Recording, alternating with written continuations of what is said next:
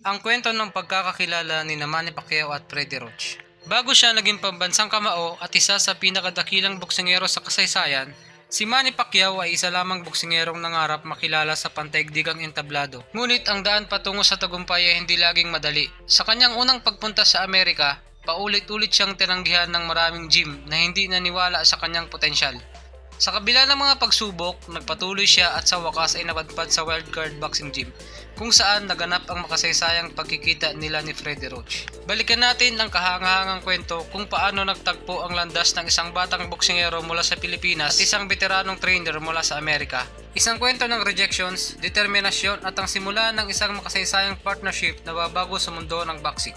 Noong 2001, si Manny Pacquiao ay isa ng kilalang boksingero sa Asia, pero nais niyang magtagumpay sa mas malaking entablado, ang Amerika. Sa edad na 22, nagpunta siya sa Estados Unidos na may layuning patunayan ang kanyang kakayahan sa mundo ng international boxing. Kasama niya ang kanyang team, hindi naging madali ang simula ng kanilang paglalakbay. Pagdating sa Amerika, nagsimula silang maghanap ng gym kung saan maaaring mag-ensayo si Pacquiao at makahanap ng trainer na magdadala sa kanya sa mas mataas na antas ng kompetisyon. Sa kabila ng kanyang mga naipakitang laban sa Pilipinas at iba pang bahagi ng Asia, maraming gym sa Amerika ang tumanggi sa kanya. Ang mga dahilan ay dahil hindi pa ganoon kakilala si Pacquiao at ang kanyang maliit na pangatawan ay hindi gaanong pinapansin sa isang bansa kung saan ang malalaking boksingero ang madalas na nabibigyan ng atensyon. Matapos ang maraming rejections, dinala si Manny sa Wildcard Boxing Gym sa Los Angeles, California. Ang gym na ito ay pagmamay-ari ni Freddie Roach, isang kilalang trainer na may malalim na karanasan sa boxing. Sa una, si Pacquiao ay isang ekstrang hero lamang sa gym. Hindi inaasahan ni Roach na ang batang boksingero mula sa Pilipinas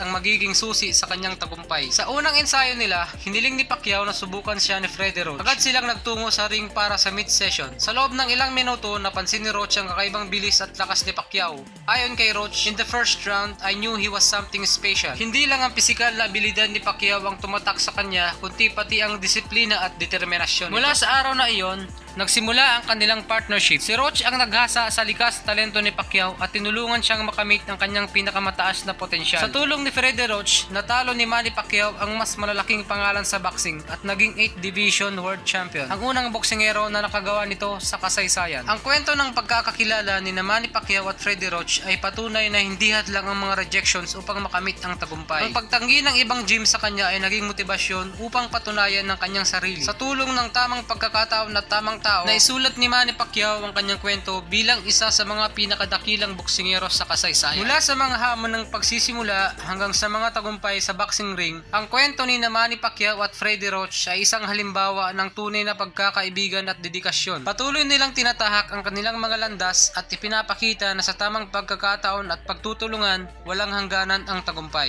Mula sa unang pagtatagpo sa Wildcard Gym hanggang sa kasaysayan na kanilang nalikha, ang kanilang tandem ay nagsilbing inspirasyon sa milyong-milyong tao. Ngayon, habang patuloy nilang tinatahak ang kanilang landas, si Manny Pacquiao na isang boxing Hall of Famer at si Freddie Roach bilang isang dedikadong trainer. Ang kanilang kwento ay mananatiling paalala na ang tagumpay sa kabila ng hamon at pagtanggi ay posible. Basta't maniwala ka lang sa iyong sarili.